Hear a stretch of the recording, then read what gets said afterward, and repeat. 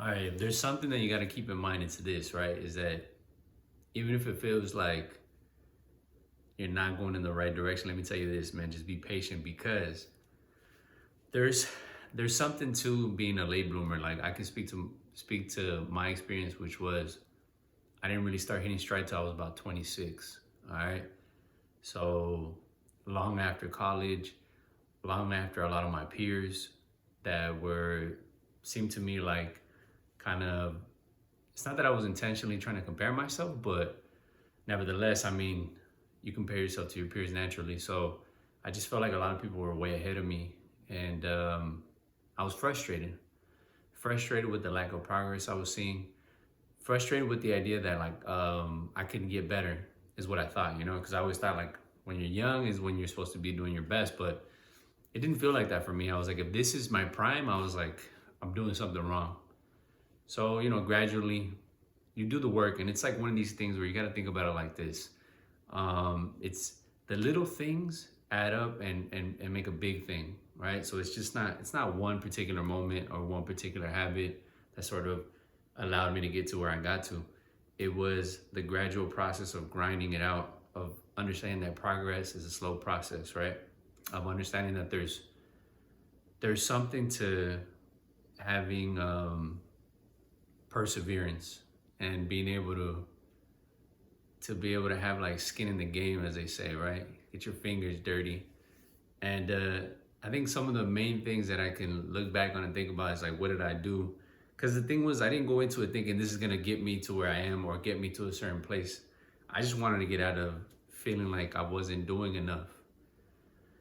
Um, it was like a feeling of not exercising my potential, not actualizing it to its fullest capacity. And even to this day, I still feel like I can always do more, right? And that's the beauty of like self-improvement, is that you can always do more. You can always be better. And I mean, naturally, there's gonna be some pebbles along the way, but you gotta be able to you know, if you stumble, you gotta just keep going. I think the main thing you gotta think about is this, like, you got to be able to do these things, right? Do these difficult things, right? Because then you can look back and say, okay, I've done this. So it's like, I didn't get this far to get this far. Um, so you got to keep that in mind. It's like, you got to be able to have evidence that you're capable of doing more, right? You need to be able to look back at a catalog of things that you've done, right?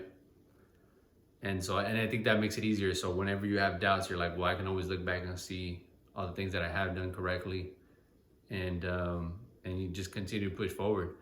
But I think there's a beauty of being a late bloomer, right? There's a beauty of being a man, is that like men have to be made, right? Like I was a certain someone, and then I just slowly and just like continue to work on myself, and it was just like one of these things where I could look back and think like, damn, like the differences that I've made. And let me give you an example so you can kind of get an idea of how you know those differences, how you recognize them. Because when you're with yourself every day, you don't really notice these things. But I remember running into a friend from college most recently. So I didn't see him for about 10 years. And you can just see that he was not expecting to see this version of myself, right? Because you have to think about, he's a portal into my past, right? So he's looking at the reflection of what he used to know me as, right? So he's seeing me now and he's seeing what he used to see. And there's a stark difference there.